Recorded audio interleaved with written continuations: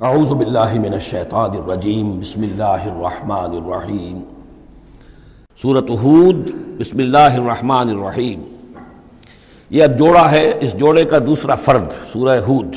یہاں آپ دیکھیں گے کہ برعکس ترتیب ہو جائے گی، 10 رکوعوں میں سے 6 سے زائد انباء الرسل پر مشتمل ہے، اور جس میں سب سے تفصیلی ذکر جو ہے یہ حضرت نوح علیہ السلام کا ہے، اور آخر میں بہت ہی مختصر سا تذکرہ جو ہے حضرت موسیٰ کا ہے۔ باقی جیسے سورہ اعراف میں ایک ایک رکوع ایک ایک رسول کے لیے، وہی ترتیب آپ یہاں دیکھیں گے۔ بسم اللہ الرحمن الرحیم۔ الف لام را کتاب احکمت آیاتہ ثم فصلت من لدن حکیم خبیر۔ الف لام را، یہ وہ کتاب ہے جس کی آیات پختہ کی گئی ہیں، مضبوط کی گئی ہیں، پھر ان کی تفصیل کی گئی ہے، انہیں کھولا گیا ہے اس ہستی کی طرف سے جو حکیم اور خبیر ہے، جو کمال حکمت والا اور باخبر ہے۔ اس کا ایک مفہوم یہ ہو سکتا ہے کہ قرآن مجید میں شروع میں جو صورتیں نازل ہوئی ہیں وہ چھوٹی چھوٹی لیکن بہت پروفاؤنڈ، چند الفاظ کے اندر معلوم ہوتا ہے کہ جیسے سورۃ العصر ہے، والعصر ان الانسان لفی خسر الا الذین آمنوا وعملوا الصالحات وتواصوا بالحق وتواصوا بالصبر۔ اب اس میں کل ہدایت موجود ہے، اور امام شافعی کے وہ اقوال جو ہیں میں نے اپنے کتابچے میں راہ نجات سورۃ العصر کی روشنی میں وہ سارے درج کیے ہیں کہ لو لم ینزل من القرآن سواہا لکفت الناس، اگر صرف یہ سورۃ العصر نازل ہوتی قرآن میں سے اور کچھ نہ نازل ہوتا تو بھی ہدایت کے لیے کافی تھی، اور لو تدبر الناس هذه السورۃ لوسعتهم، اگر لوگ صرف اس سورت پر تدبر کریں، غور کریں تو یہ ان کی ہدایت کے لیے کافی ہو جائے گی۔ تو ابتدائی صورتیں اور آیتیں بڑی محکم، لیکن اس کے بعد تفصیل انہی کی بیان ہوئی ہے۔ اللہ تعبدوا الا اللہ، یہ کتاب کس پیغام کے ساتھ آئی ہے؟ نہ پوجو کسی کو سوائے اللہ کے۔ اننی لکم منہ نذیر و بشیر، یقیناً میں ہوں تمہارے لیے اس کی جانب سے خبردار کرنے والا اور بشارت دینے والا۔ یہ دو الفاظ بار بار آ رہے ہیں، بشیر اور نذیر، نذیر اور بشیر۔ وما نرسل المرسلین الا مبشرین ومنذرین، رسلا مبشرین ومنذرین لئلا یکون للناس علی اللہ حجۃ بعد الرسل وکان اللہ عزیزا حکیما۔ وان استغفروا ربکم، اور یہ کہ اپنے رب سے استغفار کرو، معافی چاہو۔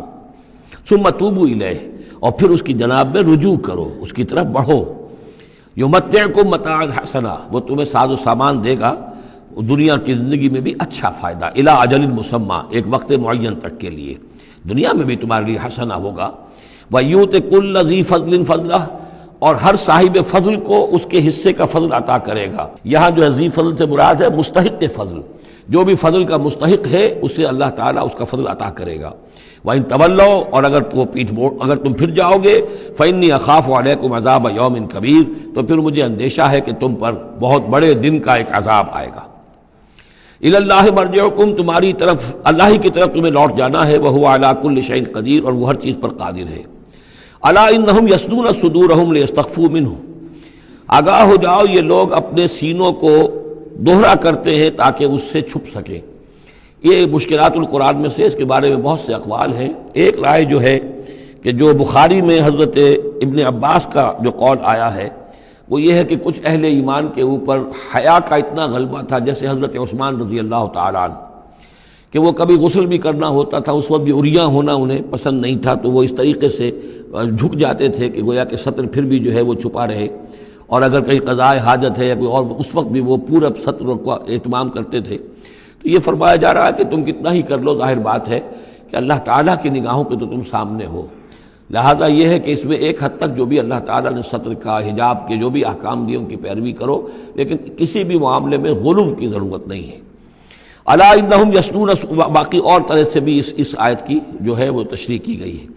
الا انہم یصدون صدورہم لیستخفوا منہ، آگاہ ہو جاؤ وہ اپنے سینوں کو دوہرا کرتے ہیں کہ اس سے چھپ سکیں اللہ سے۔ الا حین یستغشون ثیابہم، حین یستغشون ثیابہم، آگاہ ہو جاؤ کہ جب وہ اپنے اوپر اپنے کپڑے بھی اوڑھے ہوئے ہوتے ہیں، یہ تو یہ کہ اس وقت جو ہے وہ اپنے سینوں کو دوہرا کر رہے ہیں، جب کپڑے لپیٹے ہوتے ہیں، یعلم ما یسرون وما یعلنون، اس وقت بھی اللہ جانتا ہے جو کچھ وہ چھپا رہے ہوتے ہیں، جو کچھ وہ ظاہر کر رہے ہوتے ہیں۔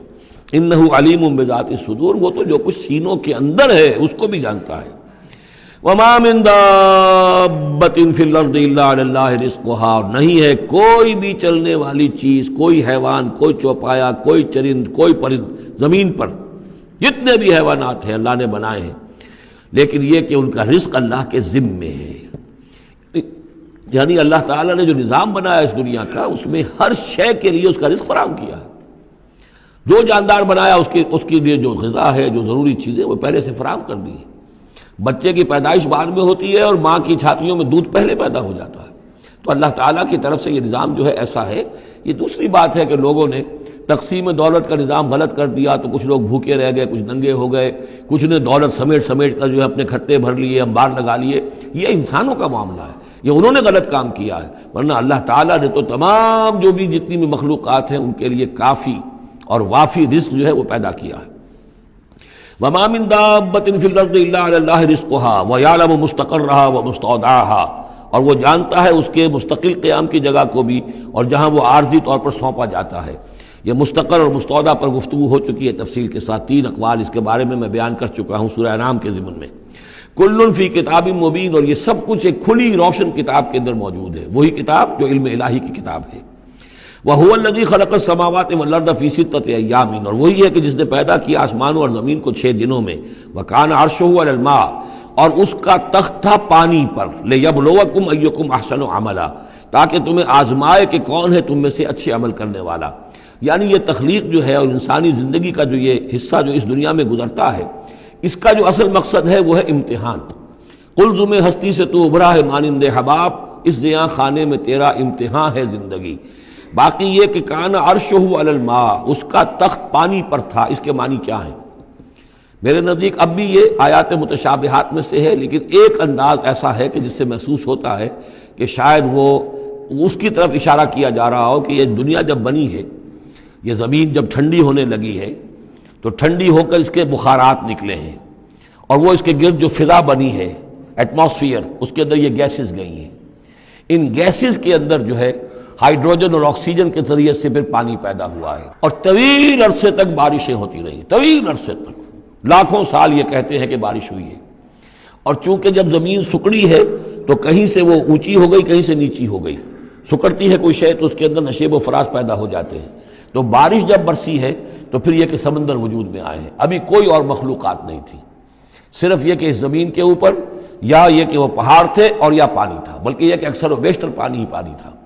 پھر یہ کہ پانی اور جہاں پر مٹی پیدا ہوئی اور دلدلی علاقے بنے، اور دلدلی علاقوں کے اندر پھر وہ کچھ حیات جو ہے اس کی شکلیں پیدا ہوئی، چاہے وہ نباتاتی حیات تھی اور چاہے وہ حیواناتی حیات تھی. تو وہ جو ایک دور ہے جب کہ ابھی مخلوقات، اس زمینی مخلوقات کے اندر ابھی کوئی شے نہیں آئی تھی، کوئی حیوانات نہیں، کوئی سمندر کے کوئی جانور نہیں، کوئی زمین کے اوپر خشکی کے جانور نہیں. تو اس وقت جو ہے گویا کہ اللہ تعالیٰ کا جو تخت حکومت ہے اس زمین کی حد تک وہ پانی کے اوپر تھا. واللہ اعلم. وَلَئِن قُلْتَ، اور اگر آپ کہیں گے اِنَّكُمْ مَبْعُوثُونَ کہ تمہیں اٹھا لیا جائے گا من بعد الموت، موت کے بعد، لَيَقُولَنَّ تو کہیں گے وہ لوگ الذین کفروا جنہوں نے کفر کیا، ان ھذا الا سحر مبین، نہیں یہ تو کھلا جادو ہے. وَإِنْ أَخَّرْنَا عَنْهُمُ الْعَذَابَ إِلَىٰ أُمَّةٍ مَّعْدُودَةٍ، اور اگر ہم مؤخر کیے رکھیں ان سے اپنے عذاب کو ایک خاص مدت تک کے لیے، معین مدت تک کے لیے، لَيَقُولُنَّ مَا يَحْبِسُهُ تو وہ کہتے ہیں کس چیز نے روک رکھا ہے. وہ جہاز کہاں نظر انداز ہو گیا، آتا کیوں نہیں؟ محمد بہت سال ہو گئے تمہیں کہتے ہوئے جہاز آئے گا اور وہ عذاب آئے گا، وہ کہاں ہے؟ ما یحبسو، کس سے نے اس کو روکا ہے؟ الا یوم یاتیہم لیس مصروفا عنہم، آگاہ ہو جاؤ جس دن وہ ان پر آئے گا پھر وہ ان کی طرف سے پھیرا نہیں جا سکے گا. وحاق بہم ما کانوا بہ یستہزئون، اور ان کو گھیرے میں لے لیں گی وہ تمام چیزیں جن کا یہ استہزاء اور تمسخر کیا کرتے تھے. وَلَئِنْ أَذَقْنَا الْإِنسَانَ مِنَّا رَحْمَةً، اور اگر ہم مزہ چکھاتے ہیں انسان کو اپنی طرف سے رحمت کا، کوئی خوشی آئی ہے، کوئی دولت ملی ہے، کوئی اور مسرت کی بات ہوئی ہے، ثُمَّ نَزَعْنَا مِنْهُ، پھر جب ہم اس سے وہ چھین لیتے ہیں، لے لیتے ہیں، سلب کر لیتے ہیں، إِنَّهُ لَيَئُوسٌ کفور، تو وہ ہو جاتا بالکل مایوس، نہایت ناشکرہ. بھول جاتا ہے کبھی اللہ کی نعمت بھی تھی، کبھی اللہ کی نگاہ کرم بھی مجھ پر تھی. ٹھیک ہے آج مجھ پر سختی آ گئی ہے تو سختی نرمی آتی رہتی ہے، اللہ تعالیٰ کی طرف سے ہے. اگر نرمی بھی تھی تو اللہ کی طرف سے، اور سختی بھی آئی ہے تو اللہ کی طرف سے. اس پر شکر چاہیے تھا، اس پر صبر چاہیے، لیکن نہیں. انسان جو ہے لیئوس کفور، انتہائی مایوس اور نہایت ناشکرہ. ہم پر تو کبھی اللہ کی کوئی نظر کرم ہوئی نہیں. وَلَئِنْ أَذَقْنَاهُ نَعْمَاءَ بَعْدَ ضَرَّاءَ مَسَّتْهُ، اور اگر ہم مزہ چکھائیں اسے نعمتوں کا اس کے بعد کہ کوئی تکلیف اس کو پہنچی ہوئی تھی، لَيَقُولَنَّ ذَهَبَ السَّيِّئَاتُ عَنِّي، تو وہ کہے گا بس جی میرے دل اندر دور ہو گئے، ساری برائیاں اب تو ساری مصیبتیں ختم ہو گئیں، إِنَّهُ لَفَرِحٌ فَخُورٌ، اب وہ فرح اور فخور بن جاتا ہے، وہ یعنی اتراتا ہے، فخر کرتا ہے اور کہتا ہے یہ میں نے محنت کی، میں نے کوشش کی، میں نے تدبیر کی، دیکھا میں نے یہ شکل کی تھی جس کی وجہ سے کہ میری کاروبار جو بالکل ختم ہو رہا تھا، ڈوب رہا تھا، وہ ٹھیک ہو گیا۔ یعنی یہ کہ ہر حال میں اللہ سے دور، یہ نہیں جانتا کہ جو بھی معاملہ آیا تھا وہ اللہ کی طرف سے ہے، خیر ہو یا شر ہو وہ اللہ کی طرف سے ہے، اس سے ناواقف۔ إِلَّا الَّذِينَ صَبَرُوا، سوائے ان کے کہ جو صبر کی روش اختیار کریں، یہ سب کی بات نہیں ہے، جن کو اللہ نے ایمان دیا ہو اور ایمان کے نتیجے میں صبر پیدا ہوا ہو، إِلَّا الَّذِينَ صَبَرُوا وَعَمِلُوا الصَّالِحَاتِ، اور انہوں نے نیک اعمال کیے ہوں، أُولَٰئِكَ لَهُم مَغْفِرَةٌ وَأَجْرٌ كَبِيرٌ، ان کے لیے مغفرت ہے اور بہت بڑا اجر ہے۔ صدق اللہ العظیم۔